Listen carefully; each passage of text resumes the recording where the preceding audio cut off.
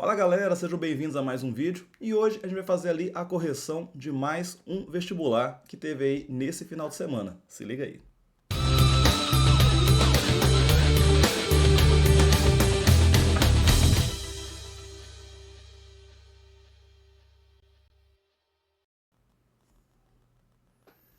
E sejam todos muito bem-vindos, eu sou o professor Rodrigo Queiroz, vocês estão no Matemática Fácil. E sim, galera, já tinha um tempo que a gente não trazia aí, né? A gente sabe que tem ali os seus intervalos de vestibulares, Enem.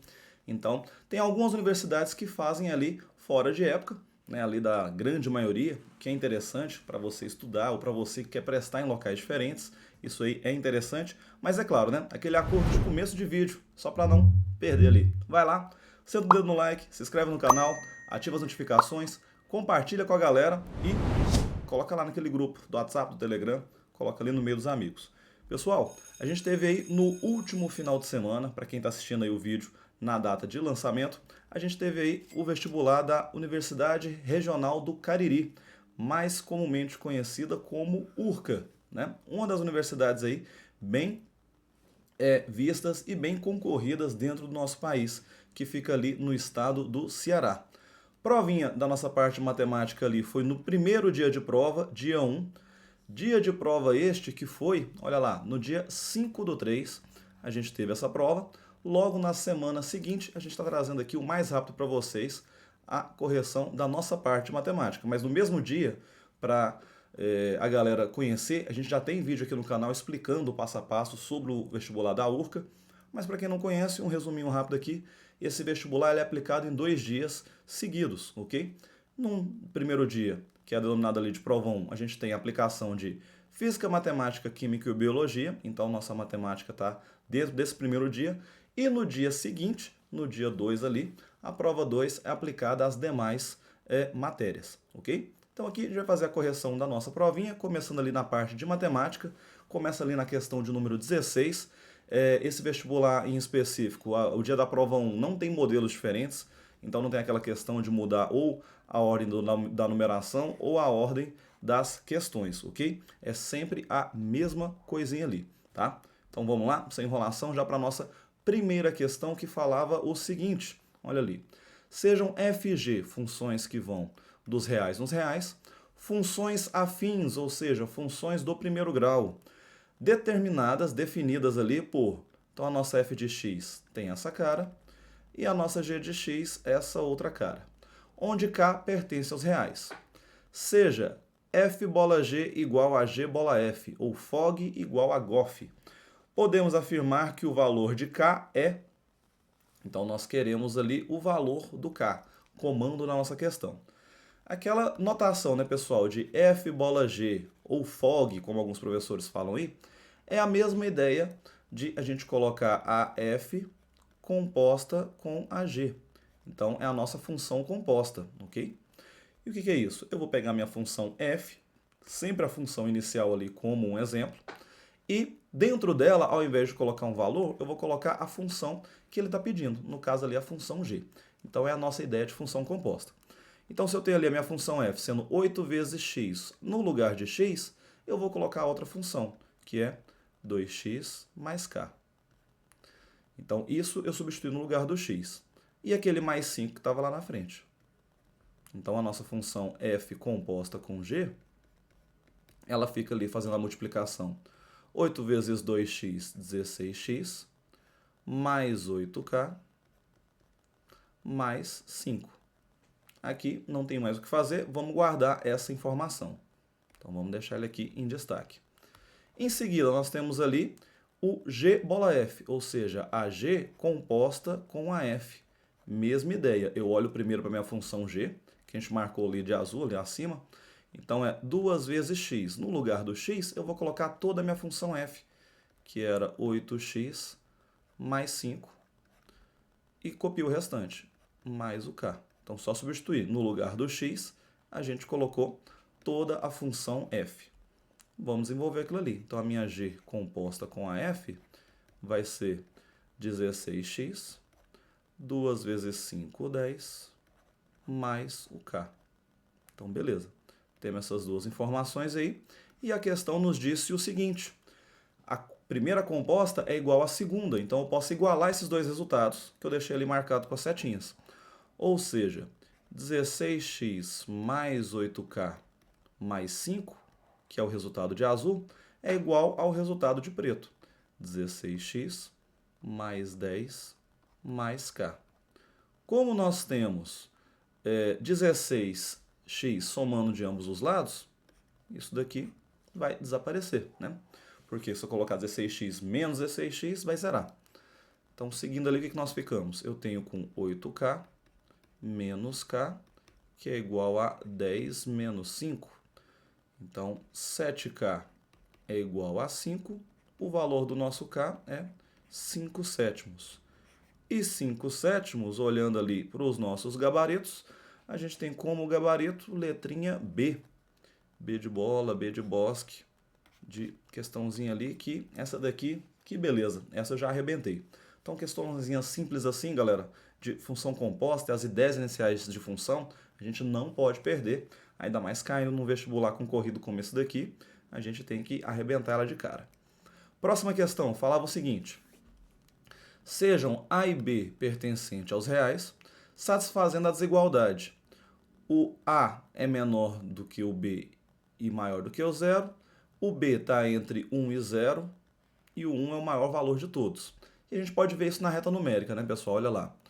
O A e o B, eles estão entre 0 e 1 e o B está sendo um valor maior do que o A. Né? O B está mais à direita do que o A, certo? Então foi a informação que ele nos passou ali. Com respeito ao produto menos A vezes B, é correto afirmar. E aí a gente vai olhar aqui por alto, né? Olha lá, até mostrando todos os gabaritos, que aqui ele está nos dando intervalos daquilo ali e não um resultado. Beleza? A gente poderia analisar de várias formas, pessoal. Um caminho mais fácil, a gente pegar ali e particularizar nossa questão para ajudar na análise. Nesse caso, é possível. Eu jogaria valores. Por exemplo, eu vou jogar o nosso A, já que ele está entre 0 e 1, eu vou colocar o A sendo 0,5, sendo meio, ok? E o B, nota que o B é um valor maior do que o A, ele está mais à direita, ele está mais próximo do 1. Então, por exemplo, eu posso colocar o B sendo, sei lá, eu vou colocar ele aqui sendo 0,8, certo? Faz sentido ali na nossa reta, né? O A é 0,5 e o B é 0,8. Está mais próximo do 1, tudo faz sentido. Pensando ali nos negativos, pessoal, então o nosso menos A, então ele seria menos 0,5. O menos B seria menos 0,8, ok? Agora vamos fazer o produto que ele pediu. O produto que ele nos pediu não foi menos A vezes B? O A negativo ele é menos 0,5. Eu vou multiplicar com o B positivo. Então, eu vou multiplicar com 0,8. Tá? Vai lá no cantinho e monta. Menos com mais, esse cara vai ser menos. 0,5 vezes 0,8, a gente vai ver que vai dar 0,4. Olhando ali nos valores que nós particularizamos, galera, em que intervalo vai estar esse 0,4? Negativo. Ele não vai estar entre o A e o 0? E se você testar isso com outros valores, vamos colocar ele ali de uma outra cor para chamar mais atenção. Se você testar outros valores, respeitando a ideia da reta numérica, você vai ver que vai acontecer sempre o mesmo. Todos os seus resultados vão ser ali, no caso, né, pensando nos negativos, ele é um valor maior do que o menos A, porque ele vai estar mais próximo do zero, e não vai chegar a zero, vai ficar naquele intervalo ali que a gente colocou em destaque de azul. Então, todos os nossos resultados vão estar entre aquilo ali, entre menos A e zero. E olhando nos gabaritos, entre menos A e zero, esse produto, como resposta, a gente tem ali letrinha C. C de certo, C de certeza que você está estudando aqui com a gente, a vaga vai ser sua. Beleza? Vamos de próxima questãozinha, vamos pegar aqui. Questão de número 18, que falava o seguinte, olha lá. Considere A sendo este conjunto. Qual é o total de números pares? Então, eu quero números pares de 4 algarismos distintos que conseguimos formar usando o conjunto A. Pessoal, para quem já fez um bom curso ali, para quem já teve boas aulas de análise combinatória, independente seja no colégio, assistindo videoaulas por aí, inclusive aqui no canal a gente já fez vários exercícios conversando sobre isso, que é o seguinte: se eu quero ali um número de 4 algarismos distintos, o que eu tenho que analisar? Para um número ser par, ele não tem que terminar ali em 0, 2, 4, 6 ou 8. Dentre os que estão ali, ele tem que terminar em 0, 4, 6 ou 8. Só que qual é o problema que nós temos com esses números? Vamos imaginar que o meu número termina em 0. Obrigatoriamente, eu coloquei ele terminando em 0. Tá? Então aqui eu tenho só uma possibilidade, colocando ele terminando em 0. Quantas possibilidades eu teria para o primeiro valor, já que eu já utilizei o 0? Eu posso usar qualquer um dos outros números, né? Então tenho 1, 2, 3, 4, 5, 6 possibilidades para aquela posição. Ok? Isso seria uma situação. Agora vamos supor que o nosso número termine em qualquer um dos outros números pares. Então se ele termina ali ou com 4, ou com 6, ou com 8. Ou 4, ou 6, ou 8. Uma das possibilidades ali, eu teria 3 possibilidades para aqui, para essa posição, para o último número. Lá para o próximo, lá para o primeiro número, para ser um algarismo de 4 dígitos, eu não posso, por exemplo, escrever 0,123. Isso não tem 4 dígitos, ele tem só 3, né? O 0 à esquerda não conta. Então, ele não pode começar com 0 e ele não pode começar com o número que eu utilizei lá, por exemplo, se fosse o 4. Então, das 7 possibilidades de números, se eu tiro o 0 e tiro, por exemplo, o 4, sobram quantas? 1, 2, 3, 4, 5 possibilidades. Então, viu que a primeira análise, eu teria 6 possibilidades para a primeira casa, e nesse caso eu tenho 5. Então, está dependendo de quem termina. Nesse caso do depende, então eu tenho que dividir a minha análise em partes. Eu posso fazer aquela análise primeiro com todos os números que terminam em 0, e depois com todos que não estão terminando em 0, ou um caminho que eu sugiro ser mais fácil, que é o seguinte: eu vou achar todos, nesse caso aqui, ó, eu vou achar todos os números de 4 dígitos, nesse primeiro exemplo. Independente se ele é par ou ímpar. 4 números, 4 dígitos distintos. Então, se é assim, qual é o problema que a gente tem? Que a gente sempre começa com um problema, né? Aqui a gente não corre do problema. A ideia do princípio multiplicativo é a gente sempre analisar e ir de cara, ir de contra e já resolver o problema nosso. O que é o problema? O meu número não pode começar com 0, então eu vou analisar primeiro essa casa. Então, se eu não posso começar com 0, eu tenho mais 2, 4, 6 possibilidades de números para colocar ali. Qualquer um dos 6. Para ajudar na sua análise, imagina um deles. Por exemplo, usei o número 3. Por exemplo, só para ajudar na análise. Então, o 3 já foi, já que eu não posso repetir, certo? Para a próxima casa, eu posso colocar qualquer um dos outros números, inclusive o 0, porque eu posso ter um número assim, por exemplo, 3046. É um número de 4 dígitos, né? O 0 pode aparecer em qualquer posição, menos na primeira. Então, tirando aquele 3, supostamente o que eu usei ali, pode ser qualquer um dos outros, menos o 0, quantas possibilidades a gente tem? Eu tenho 1, 2, 3, 4, 5, 6 possibilidades novamente. Escolhe um número aleatório para ter usado. Por exemplo, usei o 7. Só para ajudar a analisar, tá? Esses que eu estou escrevendo lá em cima são exemplos. O que nos importa são as possibilidades que a gente está pondo embaixo. Sendo assim, para o próximo, se eu já usei, dos 7 números eu usei 2, eu não vou ter 5 possibilidades e depois eu vou ter 4? Princípio multiplicativo, princípio fundamental da contagem. A gente vai multiplicar esses resultados. 6 vezes 6, 5 vezes 4. 6 vezes 6, 36. 5 vezes 4, 20. 36 vezes 20, deixa eu dar uma olhada aqui na minha colinha, eu coloquei que é 720. Ok. Ou seja, eu tenho 720 números de 4 algarismos distintos, ok? Agora eu vou analisar o seguinte, eu vou montar todos que são ímpares. Pô, professor, mas o exercício está pedindo os pares. Beleza, mas analisa comigo. Se eu tenho todos os valores, eu retiro os ímpares, quais sobram? Todos os pares, que é o que nós queremos, beleza? E analisando os ímpares, a gente não tem aquele problema com terminar ou não com o 0. O 0 está ou não ali na última posição. Então agora a gente vai analisar para os ímpares. Então, vai de frente com o problema. Para um número ser ímpar, ele não tem que terminar com as opções que a gente tem, né? Ou em 3, ou em 7, ou em 9. Então eu tenho 3 possibilidades para essa última casa, certo? Usei um deles para ajudar na análise. Por exemplo, eu usei o 9. Aonde teria um outro problema? Lá no começo. Eu não posso usar o 0, eu não posso usar o 9, porque eu não posso repetir números e eu não posso começar com o 0. Então eu teria quantas possibilidades para cá? Dos 7 números, estou tirando 2. Eu teria 5 possibilidades. Imagina um número que você utilizou lá. A gente já utilizou ali, né? Ajudar na análise. O 9 faz de conta que eu usei o 8. Ok.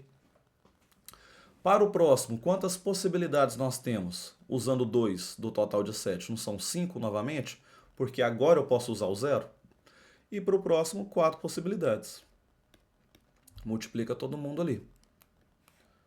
Então, 5 vezes 5 a gente tem 25. 4 vezes 3, 12. 25 vezes 12, nós temos 300. E aí, para finalizar o nosso exercício, aquela análise que eu já falei. Se de todos os números das 720 possibilidades, eu tiro todas as possibilidades de ímpares, o que vai nos sobrar? Vai sobrar todos os que são pares. Então aqui eu tenho todos os pares. São 420 números pares. Nosso gabarito, letra B. B de bola, B de bosque. E aí eu já quero que você vá lá e coloca aí pra gente. Vai lá e coloca aí nos comentários. Você sabia resolver esse tipo de exercício quando ele pede ali os números pares? Você resolver dessa forma? Acha todos, acha os ímpares e faz a subtração. Coloca aí nos comentários se você conhecia esse caminho para resolver esse tipo de questão. Beleza? Vamos lá para a próxima? Vamos pegar aqui, a gente fez a questãozinha 18, vamos na ordem. Vamos pegar aqui questãozinha 19. Então, vamos lá. Na 19 falava o seguinte: seja f uma função que vai dos reais nos reais, uma função definida por f de x é igual ao determinante de a menos x vezes id. Ainda bem que aqui ele explicou o que era esse id. Esse id, na verdade, é o quê? A nossa função identidade. É interessante porque quando ele traz uma notação que não é tão comum, pelo seguinte: todos os livros, boa parte deles, a identidade ele chama apenas de i e não de id. Podem ter literaturas, na verdade tem literaturas que colocam assim? Sim, mas é sempre interessante deixar claro isso. Então aqui você vê o cuidado da banca em escrever uma prova, colocar uma questão ali bem redigida. Porque se você não sabe quem que é o id, ele te explicou aqui, ó, tem essa matriz. Então é a matriz identidade. E aqui a matriz A que ele nos deu de forma comum, ok? E ele falou, determinante de A menos X vezes a identidade é o determinante da matriz A menos X vezes ID. E aí, o que ele quer? Comando da questão. F de menos 1 mais F de 6. Então, primeiramente, eu vou achar o quê? Cada uma dessas funções, para depois fazer a identidade. Poderia fazer por outros caminhos? Sim. Esse eu achei menos complicado para repassar aqui para vocês, tá? Então, primeiro eu vou fazer o f de menos 1. Assim como uma função comum. Eu vou pegar o quê? A minha função e no lugar do x eu vou jogar menos 1. Então, eu quero o quê? O determinante de a menos o x. O x é menos 1. Então, tem o menos que está lá na fórmula que ele me deu e o menos do valor que eu estou jogando. Então, menos com menos, concorda que esse cara vai virar mais 1? Vezes a identidade. 1 vezes a identidade. 1 vezes qualquer coisa, até uma matriz, é o próprio valor. Então, aqui, na verdade, eu tenho a mais a identidade. E eu vou escrever isso. Quem que é a função a? Ele deu ali, ó, ela é 4, 5, 2 e 1. Quem é? Eu quero somar isso com a função identidade, que é 1, 0, 0 e 1. Soma de matrizes, galera. Soma de matrizes nada mais é do que somar os de mesma posição. Então, eu vou somar o da primeira posição com o da primeira posição, o da segunda com o da segunda e assim sucessivamente, ok? Então, é só somar esses caras de mesma posição. Então, eu tenho ali 4 mais 1, 5. 5 mais 0, 5. 2 mais 0, 2. E 1 mais 1, 2. Então, essa aqui fica sendo a minha matriz daquela soma. Só que eu ainda tenho que fazer o determinante disso. E eu quero determinante de uma matriz de ordem 2. Basta fazer a multiplicação da diagonal principal, 5 vezes 2, 10, e a multiplicação da diagonal secundária, só que trocando o resultado, trocando o sinal do resultado. 5 vezes 2, 10 positivo. Então, eu vou colocar menos 10. Somo esses resultados. Menos 10 mais 10, zerou. Então, aqui eu tenho o f de menos 1. O f de menos 1 vale 0. Tá? Nossa primeira parte aqui foi embora. O f de menos 1, ele vale 0. Agora eu vou fazer o f de 6, ou seja, vou fazer a mesma coisa. Vamos pegar aqui um quadro em branco, vou anotar ali o meu f de x. Então, o nosso f de 6 é fazer o quê? O determinante de a, olha lá, voltando para a gente dar uma olhada, menos o x vezes a identidade. Então, menos o 6 vezes a identidade. Vamos anotar isso. A matriz A, colando aqui do lado, ele é 4, 5, 2 e 1. 4, 5, 2 e 1. Essa matriz. Vou pegar e multiplicar a identidade, que é 1, 0, 0 e 1, e vou multiplicar ela por 6. Multiplicar um número por uma identidade, posso multiplicar pelo menos 6 e depois fazer a soma dos resultados, ou multiplicar só pelo 6 e depois subtrair, tanto faz. Essa multiplicação, galera, eu tenho que lembrar que é uma espécie de distributiva. Esse 6 vai multiplicar por cada um dos elementos. Então, a gente vai ter o quê? 6 vezes 1, que é 6, 6 vezes 0, 0, 6 vezes 0, 0 e 6 vezes 1, 6. Vamos pôr a câmera aqui do outro lado. Vou copiar aqui minha matriz A novamente. E vou subtrair esses valores. Também elemento é elemento.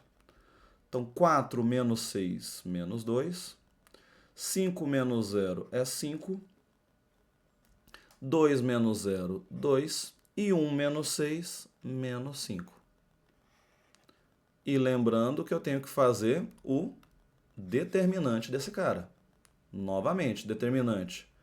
Diagonal principal é só multiplicar. 2 vezes 5, 10, menos com menos, mais 10 positivo. Diagonal secundária, eu também multiplico, só que eu inverto o sinal do meu resultado. 2 vezes 5 é mais 10, eu vou colocar menos 10. Soma essa galera, eu tenho o meu resultado. Então, eu tenho ali o f de 6, que também deu 0. Voltando lá na nossa questão, né? Se eu tenho o f de 1 dando 0, o f de 6 dá 0, eu quero fazer a soma desses resultados.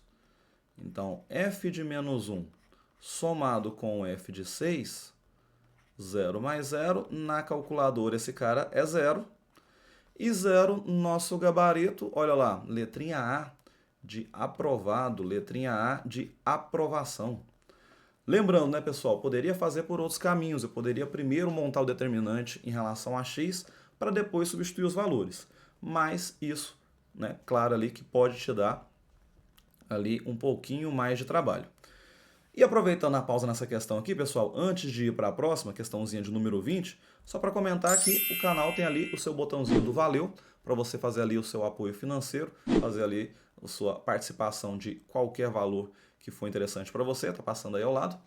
E também a gente tem o do Seja Membro. Cada nível de membro que você tem ali materiais exclusivos, coisas exclusivas, inclusive no último nível ali você tem aulas exclusivas que não ficam abertas a todos aqui dentro do canal, beleza? Então, caso você ainda não tenha dado uma olhada, vai lá e dá uma olhadinha ali no botão do Valeu e do Seja Membro. Todos ficam ali na lateral. Caso não esteja aparecendo, clica nos 3 pontinhos ali logo abaixo do vídeo, que aparece para vocês também essas opções. Fechou? Continuando lá. Nossa questãozinha de número 20, ela fala o seguinte para a gente. Numa competição de natação, existem 12 nadadores. Será realizada uma etapa classificatória que selecionará o primeiro, segundo, terceiro e o quarto mais rápido. De quantas maneiras diferentes poderá ser formada essa classificação? Qual foi o problema do pessoal na interpretação dessa questão, galera? O pessoal viu, eu tenho 12, eu quero escolher 4, vou fazer uma combinação. E, infelizmente, não era uma combinação dos 12 pegando 4. Aqui, bastava a gente fazer ali a ideia também do princípio multiplicativo, que cairia no mesmo resultado, né? Se eu tenho 12 pessoas, quantas possibilidades eu tenho para o primeiro lugar? Eu tenho 12 possibilidades. Alguém já ocupou o pódio, primeiro lugar. Quantas para o próximo? Eu tenho 11. Para o seguinte, 10. E o outro eu tenho 9. Então, assim eu vou ocupar o primeiro, segundo, terceiro e quarto lugar. Princípio multiplicativo, princípio fundamental da contagem, é só multiplicar essa galera. E ao multiplicar, a gente tem lá 11.880 possibilidades diferentes de montar essa classificação. E o nosso gabarito, 11.880, fica sendo ali letrinha C. C de certo. De certeza que a vaga vai ser sua se você está ali se preparando, né? Então, questãozinha simples. Poderia fazer dessa forma. Se você fosse ali também pela ideia da combinação, poderia chegar também no nosso gabarito. Questão de número 21. A leitura dela, a interpretação um pouco confusa, mas uma questão simples também. Olha lá. Sejam A e B números inteiros positivos, com o A maior ou igual ao B. Definimos o número inteiro não negativo, RAB, como sendo o resto obtido pela divisão de A por B. Ou seja, quem que é esse RAB? É o resto da divisão de A por B. Traduzindo, esse primeiro aqui, ele está falando, eu quero pegar 4 e dividir por 4. O resto da divisão é o que eu tenho ali. Então, quem é o resto dessa divisão? Aqui é 0. 5 dividido por 4, o resto da divisão é 1. 6 dividido por 4, o resto é 2. Aqui é 3. 8 dividido por 4, nota que o resto vai ser 0. Quando for 9 dividido por 4, resto 1. Então, olha o que está acontecendo com os nossos restos. Eles estão se repetindo. Então, aqui, essa sequência que está aparecendo, essa expressão, ela é cíclica. Ela se repete. Eu tenho aqui apenas esses resultados, 0, 1, 2 e 3. Até porque se eu estou dividindo por 4, o maior resto que eu posso ter é 3. Então isso vai ficar repetindo, 0, 1, 2, 3, 0, 1, 2, 3, até chegar lá no 99 dividido por 4. Isso vai se repetindo, certo? Agora resta nos saber, já que aqui essa soma eu posso fazer, né? 0 mais 1 mais 2 mais 3, essa soma dá 6. Então, essa soma de 6 em 6, basta eu descobrir quantas vezes ela acontece. E para saber quantas vezes ela acontece, eu posso observar o seguinte, olha a dica. O meu primeiro aqui, o primeiro resto 0, não é 1 vezes 4? A minha primeira sequência, 1 vezes 4. A segunda sequência começa com 8. 8 não é 2 vezes 4, então a segunda sequência, olha lá, 2 vezes 4. E assim por diante. Então aqui no 99, como é que eu descubro que número vezes 4 que foi o primeiro ali, o mais próximo daquilo ali? Aí é só fazer a divisão de 99 por 4. Vai lá no cantinho e divide. Vezes 2 é 8, sobra 1. Para dar próximo a 19, a gente vai ter 4 vezes 4, que é 16. O resto fica sendo 3. Então, esse cara aqui é de resto 3. Só que o último que multiplicou que deu inteiro é quem? 24. Que a gente até pode escrever quem são os termos que ficou sobrando ali. Se esse é resto 3, né, o 99 é resto 3, eu tenho ali antes dele o 98, que foi resto 2, o 97... Não vou escrever tudo, né, para ser ali fiel. É resto 1. E o 96 foi do resto 0. Ou seja, esse 96 é a mesma coisa que 24 vezes 4. Para eu ter a minha última sequência. Então, quantas vezes essa sequência de 6 em 6 se repete? 24 vezes. Olha que questãozinha legal. Então, para saber ali a soma dessa expressão toda, é 6 mais 6 mais 6, quantas vezes? 24 vezes. Então, basta fazer 24 vezes 6. E 24 vezes 6, Cadê? Deixa eu dar uma olhadinha aqui na minha cola. Eu já coloquei aqui. A gente tem 144. Vamos tampar aqui, tirar dos gabaritos. 144, olha lá, nosso gabarito, letrinha D. D de dei conta, de detonei, mais uma questãozinha, tá? Então bastava ver essa ideia dos ciclos que estão acontecendo ali, beleza? Vamos de próxima questãozinha ali que mexeu com geometria e com a ideia de Pitágoras. Queira ou não, olha lá, coisa que a gente vê lá no 9º ano caindo nos vestibulares. Falou o seguinte: sabendo que a hipotenusa de um triângulo retângulo é 5x, a hipotenusa, e seus catetos 3x e 3x mais 2, determine essa expressão. X² menos 1 dividido por x menos 1. Ok. Primeiro de tudo, galera, se aquilo ali é um triângulo retângulo, eu posso aplicar o teorema de Pitágoras, né?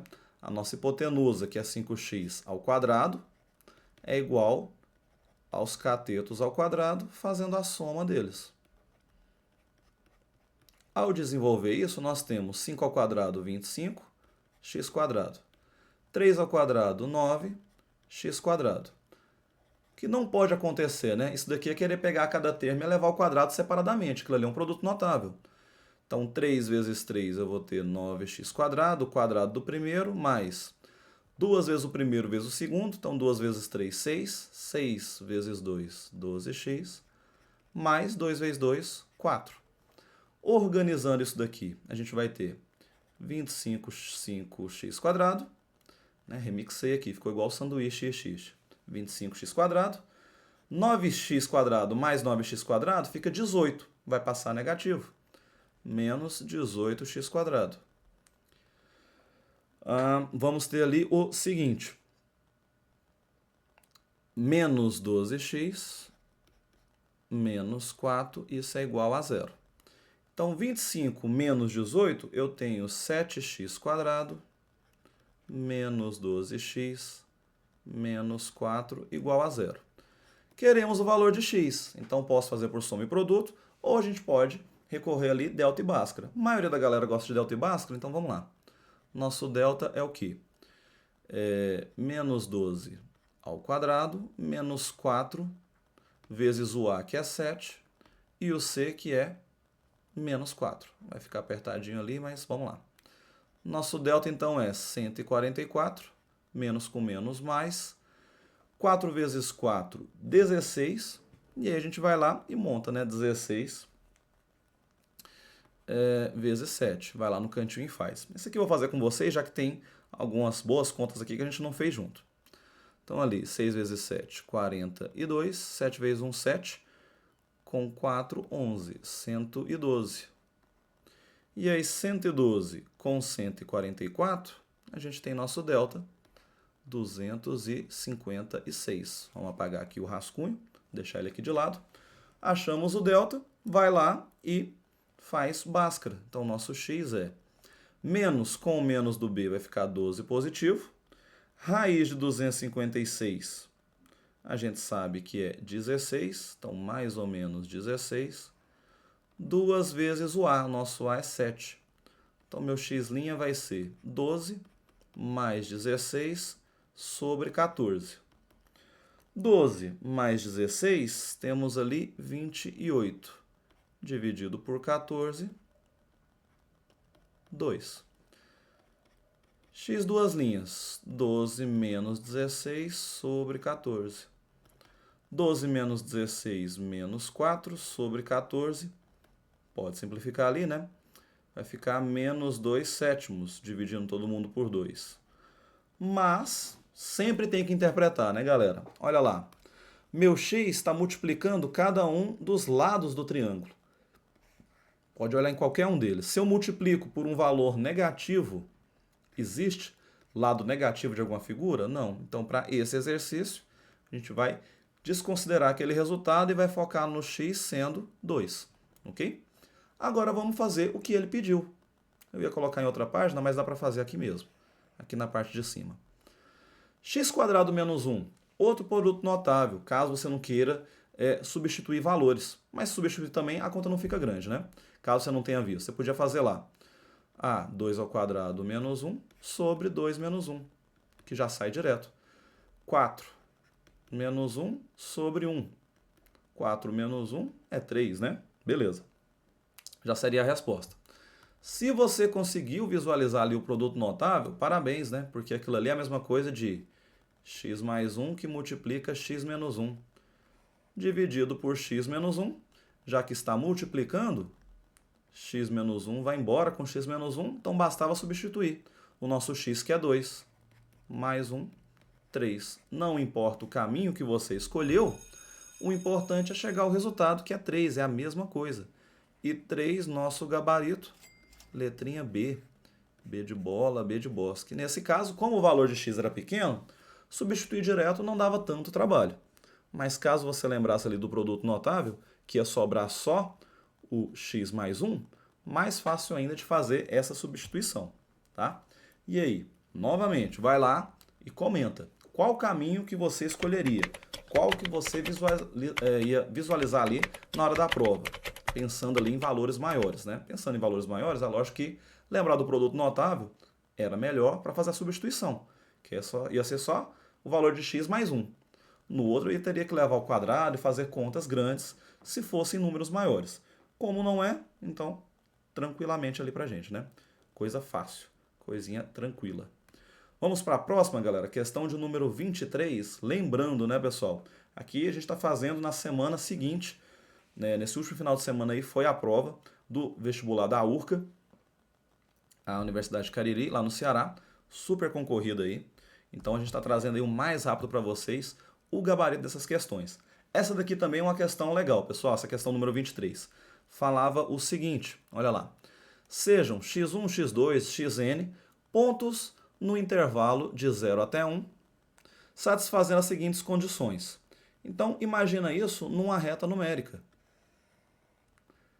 Entre o 0 e o 1. A mão livre ali, tortão mesmo, igual você ia fazer na prova. Não tem reguinha na hora da prova, é só você e a sua canetinha, tá? O que ele falou pra gente? Olha lá.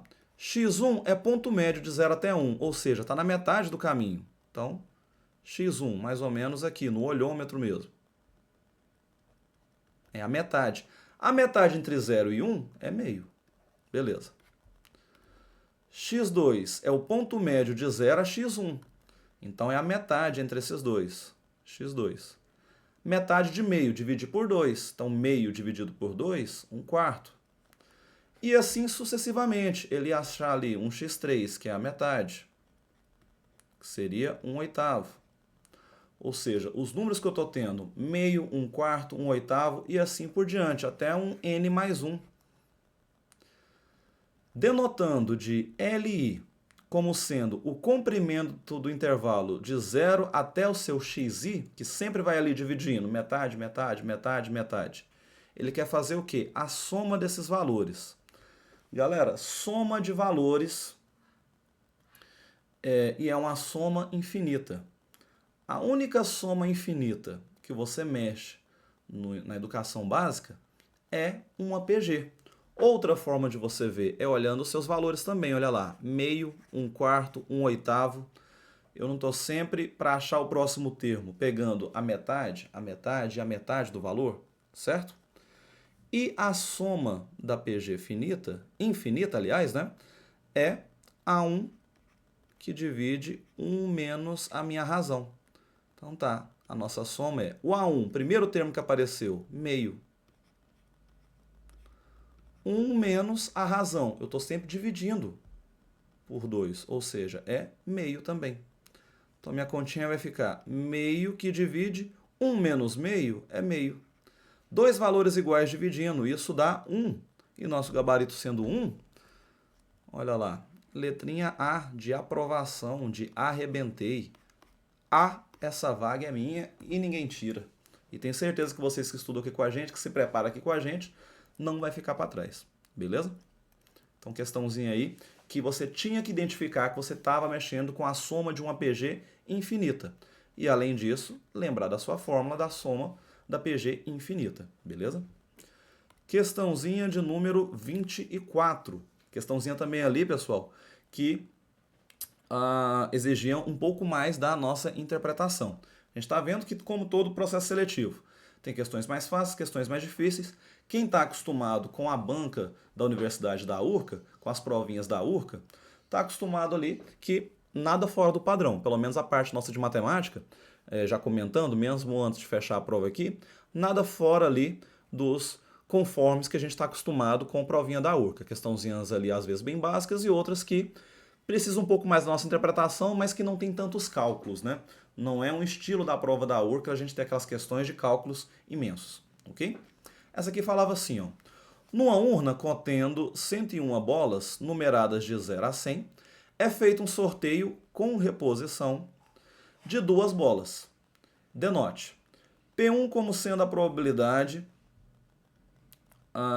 de que o número da segunda bola seja estritamente maior que o da primeira.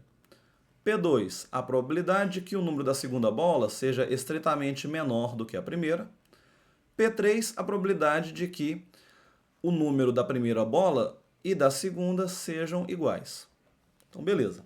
Nessas condições, P1, P2 e P3, já dando uma olhada nos gabaritos, olha lá o que ele tem. Eu tenho P1 igual a P2, enfim, eu tenho ali gabaritos igualando algumas probabilidades e outros colocando resultados. Então eu tenho que analisar cada uma dessas probabilidades, pessoal. Mas, antes de analisar maior, menor ou igual, se eu faço ali o sorteio de 2 bolas, eu só tenho 2 resultados possíveis. Ou os resultados são iguais, as bolas são iguais, têm o mesmo número, ou elas são diferentes. Então, a primeira diferenciação que eu vou fazer é isso.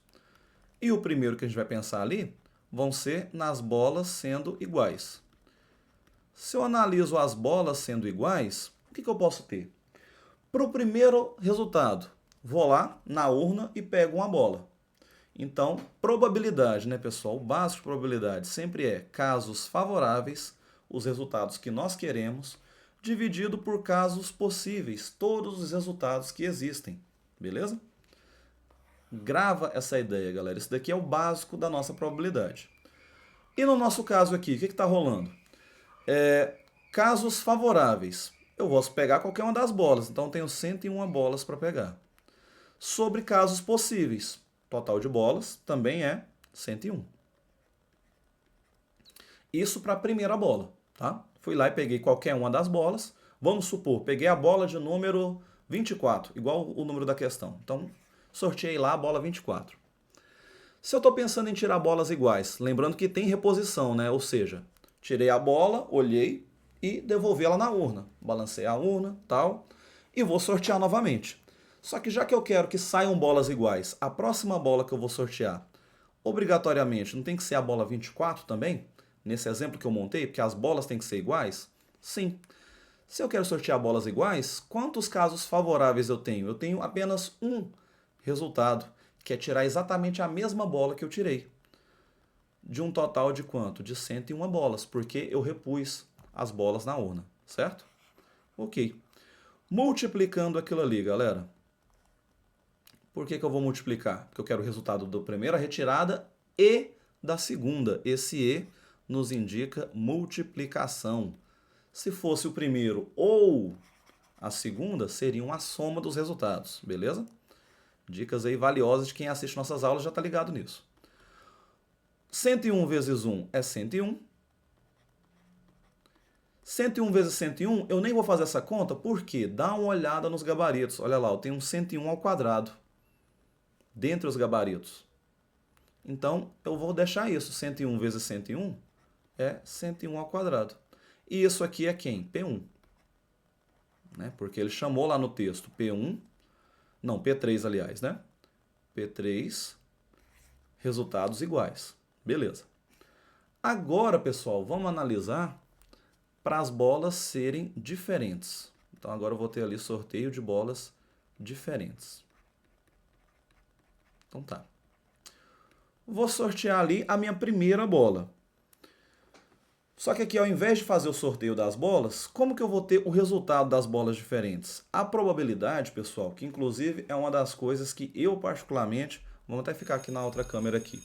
E lembrando, né, pessoal, além lá dos botões valeu, você tem sempre passando aí nos vídeos aqui abaixo ali o QR Code para você fazer aquele Pix massa, pagar um café para o professor, pagar aquela coca gelada, para a gente trazer aqui esses materiais para vocês de forma gratuita. Uma das coisas que eu sempre brigo ali, porque tem muito concurso principalmente, e eu sou grilado com essas bancas, que fala na questão de probabilidade e lá no resultado ele põe porcentagem, 20%, 23%. Então ele trata a probabilidade igual à porcentagem. E isso não está correto, tá? Sendo ali matematicamente falando com vocês, isso não está correto. Porque porcentagem, se você não tem nada, 0%. Você tem tudo de alguma coisa, então você vai até 100%. Isso é porcentagem. Probabilidade, galera, ela não é um valor que vai variar de 0 a 100. Probabilidade é um valor que varia de 0 até 1. 0 é ter nada, 1 é ter tudo, é o total. Então, probabilidade, por mais que tenha ali as suas nuances ali de semelhança, é um assunto que às vezes é tratado como uma porcentagem. Mas sendo ali rigoroso na matemática, não é a mesma coisa, tá? E usando essa ideia, eu vou achar ali as bolas diferentes. Por quê? Se eu já achei as iguais, eu só tenho essas duas opções. Ou é igual ou é diferente. Então, do meu total, que é 1, eu vou subtrair as iguais. Eu vou subtrair de 101 sobre 101 ao quadrado, que é o resultado das iguais, ok? Fazendo essa subtração, vamos apagar aqui esse rascunho. Ao fazer essa subtração, isso para a primeira bola. Então, a primeira bola eu vou escrever ela desse jeito, tá? Para a segunda bola, o que a gente vai ter? Aí, na segunda bola, eu tenho que dividir em dois casos. Né? A segunda bola eu vou chamar de B2. Então, a segunda bola ser maior ou a segunda bola ser menor. Maior ou menor, né? Estritamente maior ou estritamente menor, como ele fala no texto. Para outra, galera, o que pode acontecer aqui? Se eu retirei uma bola, vamos lá naquele exemplo de novo, eu tirei 24. Para a próxima bola, ser maior ou ser menor? Só tem essas duas opções, né? Já que eu descartei ser igual. Então, como é que estão esses casos aí? Não tem 50% de chance de ou ela ser maior ou 50% de chance dela ser menor? 50% de alguma coisa não é a metade? Então, eu vou pegar a metade desse resultado. E esse resultado, só para a gente escrever aqui, né? Se eu simplifico isso daqui, 101 sobre 101 ao quadrado.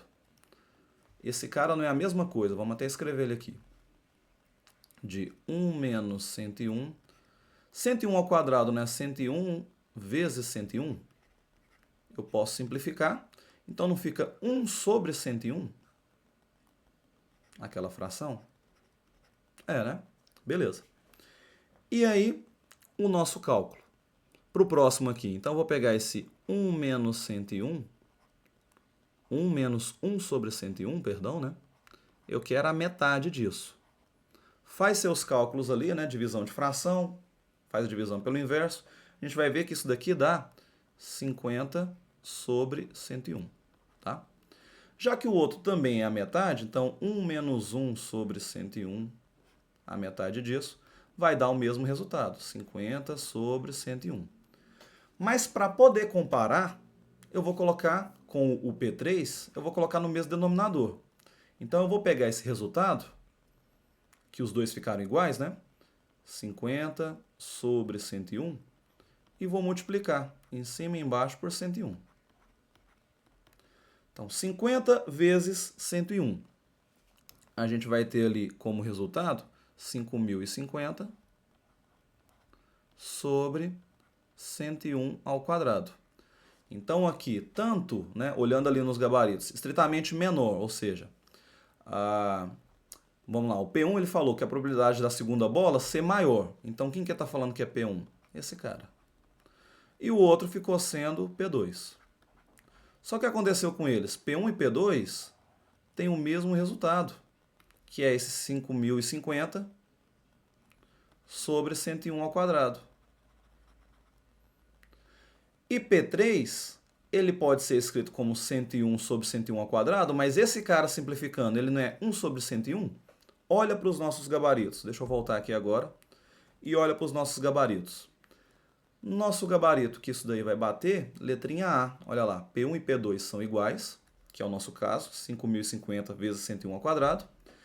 E P3, da forma simplificada, é 1 sobre 101. Então, nosso gabarito, letrinha A. Ao meu ver, pessoal, questãozinha que mais deu trabalho, mesmo antes da gente fazer as próximas aqui, as próximas questões e as últimas, questãozinha que mais deu trabalho nesse vestibular, essa daqui, tá? As próximas e as anteriores foram mais tranquilas. Vamos lá. Questão de número 25. Perdeu alguma, galera? Volta o vídeo, dá aquela pausa, aquele esquema.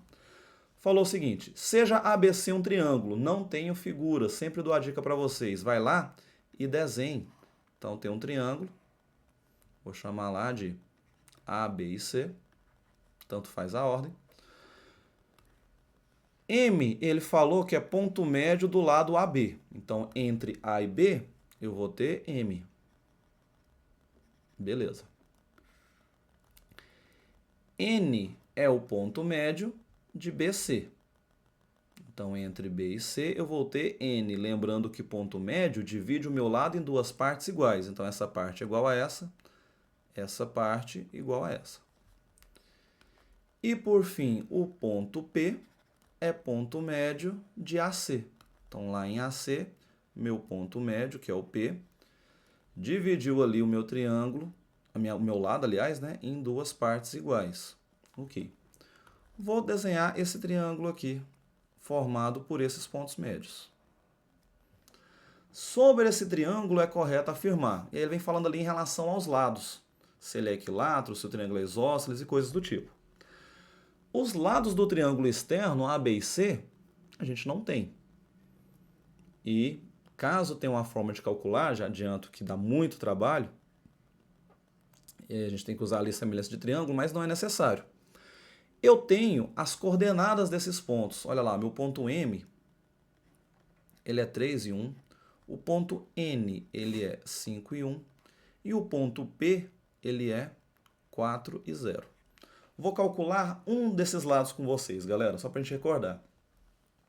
Se eu tenho as coordenadas desses pontos, lá de geometria analítica, se eu fizer a distância entre o ponto M e o N, eu tenho o tamanho desse lado, certo?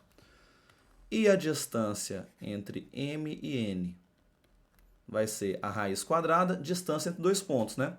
Então, é a diferença entre eles ali, né? A variação. Então, o x de m menos o x de n ao quadrado, mais o y de m menos o y de n ao quadrado. Toda essa galera está numa raiz quadrada. Lembrando que a ordem, né, pessoal, a gente pode variar. Se eu trocasse aqui colocando n primeiro e depois m, o cuidado que eu tenho que ter é em y, primeiro colocar n e depois m. A ordem que eu pus em x, eu coloco em y, certo? Então vamos lá. Vamos calcular esse cara aqui. Distância de m até n, então vai ser a raiz de... Coordenada de x de m é 3. A de n é 5 ao quadrado. M é 1 e de n também é 1 ao quadrado. Então, nossa distância de m até n vai ser 3 menos 5 fica menos 2, ao quadrado nós temos 4. E 1 menos 1 é 0, 0 ao quadrado é 0, ou seja, a raiz quadrada de 4, que fica sendo 2. Então, este lado aqui vale, de m até n, vale 2. Tá?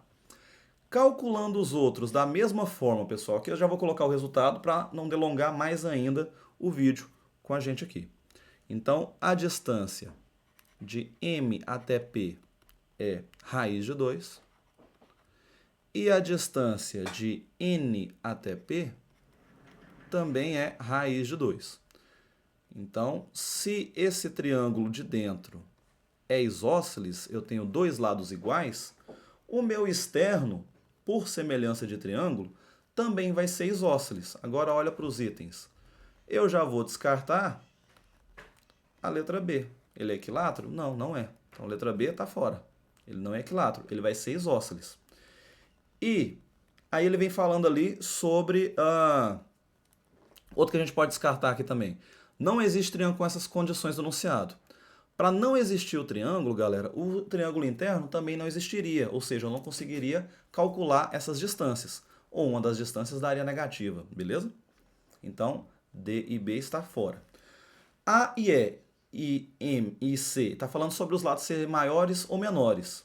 E ali eu tenho que olhar o seguinte, já que são triângulos semelhantes, o maior lado, que no caso é raiz de 2, é o lado MP, eles têm que estar de frente para o maior lado do externo também, que é BC. Deixa eu voltar aqui que eu apaguei tudo, né? É BC, certo? Eles têm que estar ali de frente um para o outro. E como é que eu sei que esse cara é o maior? Só para recordar, né? Raiz de 2, para aproximar essa raiz de forma grotesca. Só para a gente ter essa dica aí. A gente sabe que a raiz quadrada de 4 é 2. A raiz quadrada de 1 é 1. A raiz quadrada de 2 está entre a raiz de 1 e 4. Então o resultado também, esse cara é 1, alguma coisa, mesmo que você não lembre os resultados. Então entre 2 e 1, qualquer valor, é claro que o 2 é o maior lado. Então nosso maior lado é o lado BC, né? Fica sendo ali o nosso maior lado. Deixa eu só conferir se eu coloquei aqui eles em posições corretas, tá? Se eu coloquei ali a galera na ordem certa ali dos pontos dele. A gente tem ali, a gente calculou a MN, né, galera? Eu escrevi ele aqui errado. Vamos só corrigir ali.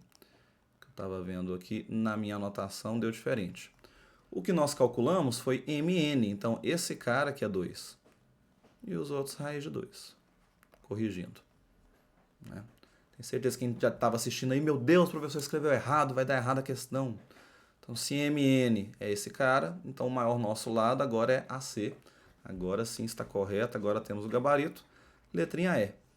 De eu consigo, eu dei conta, eu arrebentei. Mais uma questãozinha, tá? Partindo para as últimas, galera. Questãozinha de número 26. Falava o seguinte. Sejam A e B números reais não nulos. Então, A e B reais não nulos. Considere aquilo ali. No plano cartesiano, essas equações representam. Galera, isola em cada uma delas. Isola x, você não vai ter x igual a b. E aqui, isola y. Vamos até pôr de outra cor. A gente não vai ter y igual a a. Imagina isso num plano cartesiano.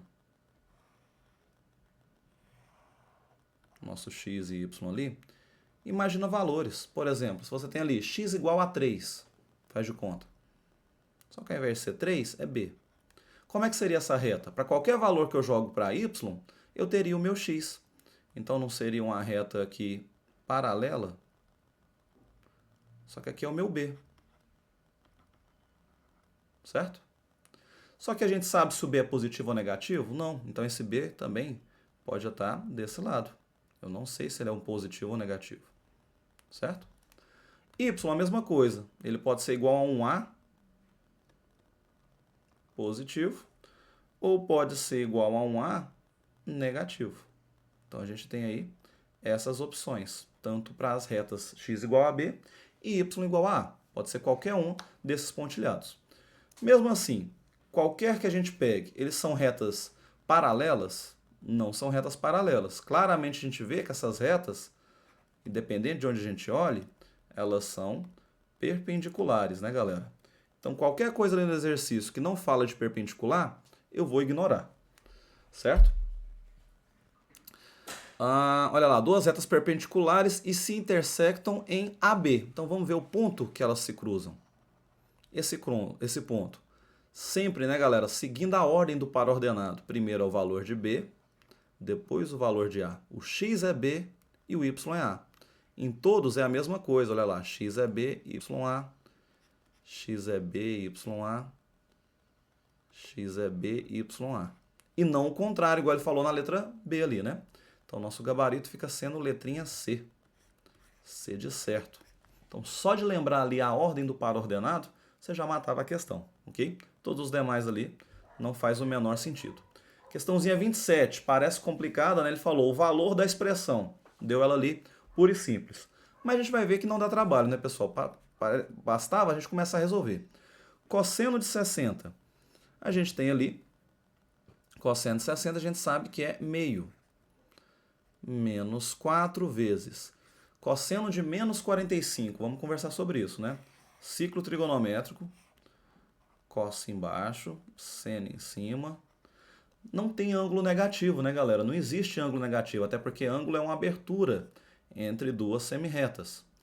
A ideia dele ser negativo é só porque a gente está indo no sentido horário do ciclo trigonométrico, ok? A favor do relógio. Então, o ângulo de menos 45 é a mesma coisa do valor de 45 lá em cima, certo? Só que essa tangente é negativa. Como que eu sei isso? A nossa reta da tangente ela está aqui na lateral. E naquele ponto, olha lá, minha tangente pega na parte negativa, abaixo do zero. Então é a mesma coisa da tangente de 45, só que negativo. Ou seja, esse cara é menos 1. Simples assim, tá? Estudo do ciclo trigonométrico, queira ou não, galera, salvem muito em muitas questões, tá? Seguindo lá. Mais meio que multiplica tangente de 60. Tangente de 60 a gente sabe que é raiz de 3. Na parte de baixo, seno, né? Aqui o ruim, ficou ruim a escrita deles, né? Porque em português a gente abrevia o seno como SEN. Aquele SIN é a abreviação de inglês do seno. Ou seja, aqui a galera da banca não teve carinho na hora de montar a questão, né? Foi lá e na cara dura meteu o Ctrl+C, Ctrl+V de alguma questão de livros de inglês para vir escrito dessa forma. Os nossos livros não são escritos dessa forma o seno. Mas ok. Seno de 60, a gente sabe que é raiz de 3 sobre 2, mais 4 vezes tangente de 45 é 1, mais o seno de 30, que é meio. Beleza. Então, meu x vai ser igual, lá na parte de cima, meio, menos com menos, mais 4, mais, pode pôr 1 aqui embaixo, né? 1 vezes raiz de 3, 2 vezes 1, 2.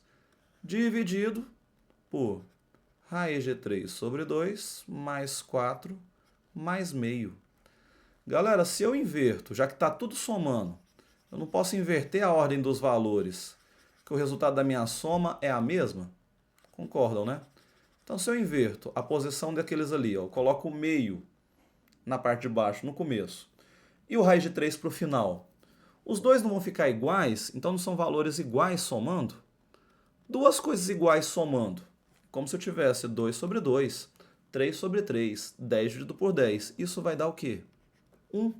Então, nem preciso terminar essa conta. Aquela galera ali vai dar 1. Letrinha B. B de bola, B de bosca. Eu tenho dois valores iguais somando. O resultado é 1. Ok?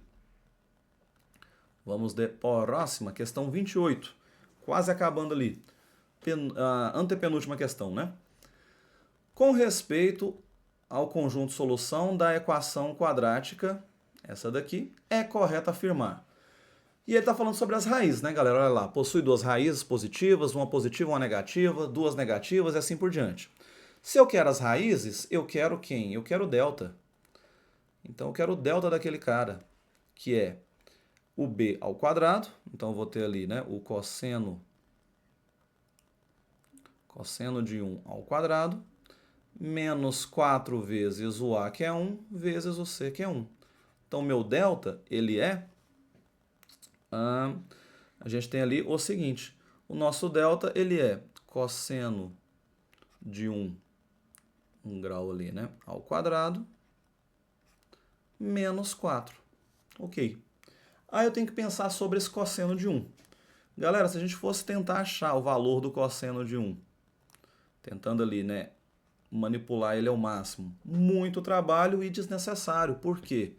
O cosseno, galera, novamente ali, tanto que quando a gente pensa na função dele, ou se eu olho também no ciclo trigonométrico, nosso ciclo trigonométrico ele varia de quanto a quanto? Ele varia de menos 1 até 1, tanto para o cosseno como para o seno, né?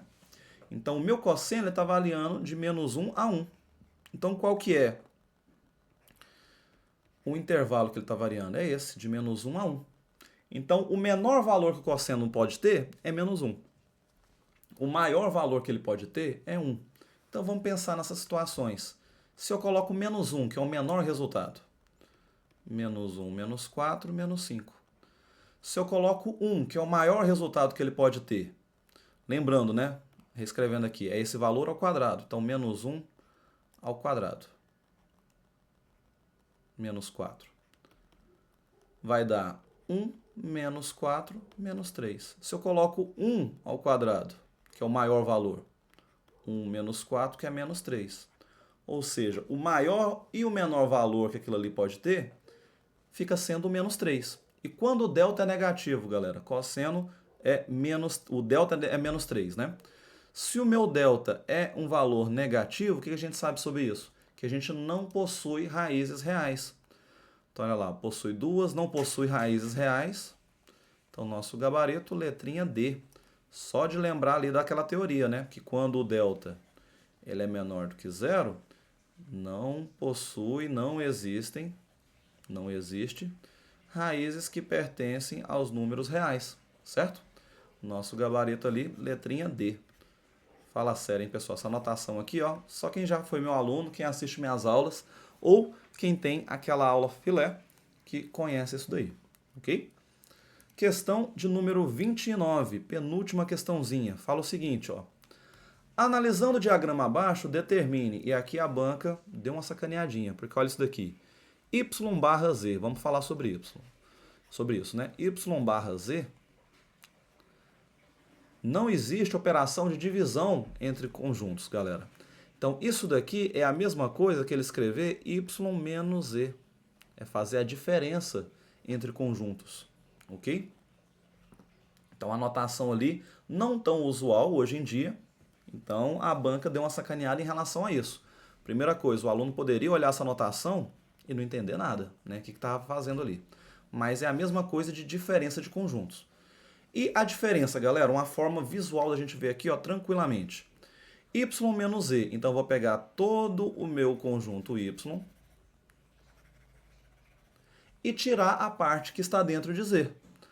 Qual é a parte? Peraí, deixa eu marcar aqui todo o meu Y e marcar a parte que está dentro de Z. A parte que está dentro de Z não é essa? Então, eu apago. Então, Y menos Z, sobrou quem? Vou anotar ali. Vamos colocando aqui os resultados. Ó. Y menos Z. Sobrou F e B. Os pontos F e B. Ok.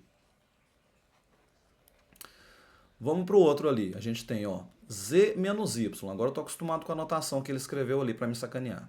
Z menos Y. Então, mesma ideia. Eu vou pegar todo o Z menos as partes que estão em Y. Então, eu vou tirar essa galera aqui. Então, quem sobrou? Sobrou H, C e J. Beleza. Quero fazer agora o quê? A união entre esses aí. Fazer a união dessa galera é juntar todos os resultados. Então, eu teria ali quem? Essa união. Eu vou ter, colocando até em ordem que ele colocou ali, né? F, B, H, C e J. Essa foi a união. E agora eu quero fazer isso intersecção com X. Ou seja, a intersecção são as coisas que se repetem. Da galera que está em X e esse conjunto, quem está repetindo? Vamos pegar ali quem repetiu para ser o nosso resultado. Vamos montar essa X intersecção com esse cara. Vamos pôr o resultado aqui embaixo. Qual que é o resultado? Quem que repete? O F está nos dois? Sim, F está nos dois. B está nos dois? Não. H está nos dois? Sim. C está nos dois? Não está. J está nos dois? Também não está. Então, quem que ficou ali nos dois conjuntos, galera? Só o F e o H. E vamos dar uma licença aqui para a gente ver o gabarito, olha lá. FH, gabarito, letrinha E. De eu consigo, eu dei conta, eu arrebento. Beleza? Vamos para a última? Se liga lá. Questãozinha de número 30. Mas antes de ir para a última, né, galera? Fazendo a leitura dela, já vou deixar rolando aí do lado. Como sempre, vai lá, clica no botão do Valeu ou do Seja Membro, dá uma leitura ali para você fazer ali a sua participação de forma financeira ativa aqui no canal. E um é só você fazer ali a participação, que é do Valeu, e do Seja Membro, dependendo do nível ali, você vai ter ali acesso até materiais exclusivos, que só quem está no Seja Membro tem acesso, ok? Questãozinha 30, última questãozinha dessa prova, falava assim, ó, seja C um círculo de diâmetro de 15 unidades de comprimento. Quanto representa 60% da área desse círculo? Se eu quero a área, a primeira coisa é saber o raio. Se o diâmetro é 15, o nosso raio é a metade, né? 15 sobre 2. Então, eu quero 60% disso. 60% ou seja, multiplicação da minha área. E a área é π vezes o raio ao quadrado. Só para a gente recordar, a formulazinha da área do círculo. πr ao quadrado. Ok? Então, vamos lá. Simplificações, né, galera? Para a gente não sofrer, ó. Tira um zerinho. Simplifica aqui por 2. Então, eu vou ter 6 por 2, 3. 10 por 2, 5. Π. Esse 15 ao quadrado eu não vou resolver. Eu vou colocar aqui, ó, 15 vezes 15. E 2 ao quadrado é 4. Não vou resolver porque eu posso simplificar. Ó, 5 por 5 é 1. 15 por 5 é 3. Facilita a nossa vida, tá?